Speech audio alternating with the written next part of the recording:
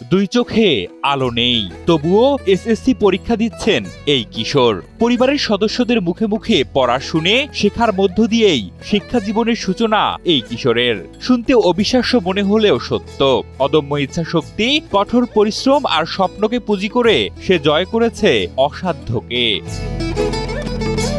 অন্যদের মতো পথ চলা সহজ না হলেও তার কঠোর সংগ্রাম সীমাবদ্ধতার পথ রুদ্ধ করতে পারেনি, বরং সেই সীমাবদ্ধতাকে জয় করে সে এগিয়ে চলেছে উজ্জ্বল ভবিষ্যতের দিকে।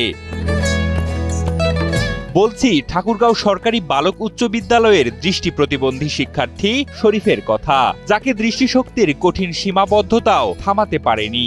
অদম্য ইচ্ছাশক্তি আর কঠোর পরিশ্রমকে সঙ্গী করে এসএসসি পরীক্ষার ময়দানে নেমেছেন তিনি। নিজে লিখতে না পারায় নিয়ম অনুযায়ী একজন রাইটারের সহায়তায় পরীক্ষা দিচ্ছেন তিনি। তবে দৃষ্টিহীন শরীফের চলার পথটা ছিল কণ্টকাকীর্ণ। ইজিবাইক চালক বাবা রমজান আলীর সীমিত আয়ে তার পড়াশোনা থমকে গেলেও থেমে যাননি শরীফ। দৃষ্টি প্রতিবন্ধী হওয়া সত্ত্বেও শরীফ নিয়মিতভাবে বিদ্যালয়ে পাঠদান ও সহশিক্ষা কার্যক্রমে অংশ নিয়েছেন। সীমাবদ্ধতাকে শক্তিতে রূপ দিয়ে তিনি এই গুরুত্বপূর্ণ ধাপে পৌঁছেছেন। তার লক্ষ্য অন্যান্য শিক্ষার্থীদের মতোই নিজের মেধা ও যোগ্যতার মাধ্যমে ভবিষ্যতে প্রতিষ্ঠিত হওয়া।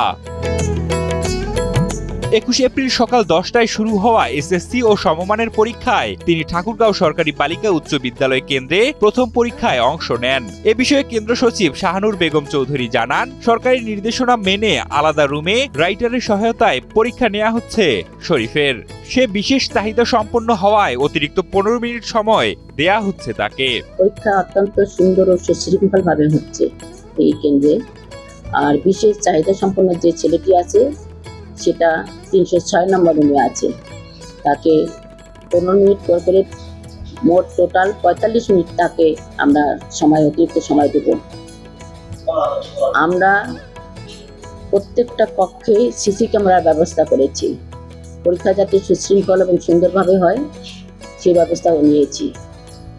প্রত্যেকটা রুমে লাইট আছে, ফ্যান আছে পর্যাপ্ত পরিমাণে।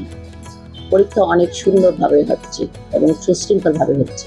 সীমাবদ্ধতার দেয়াল ভেঙে শরীফের এই অগ্রযাত্রা শুধু অনুপ্রেরণা নয়, প্রমাণ করে দেয় ইচ্ছা থাকলে পথ তৈরি হয় নিজেই।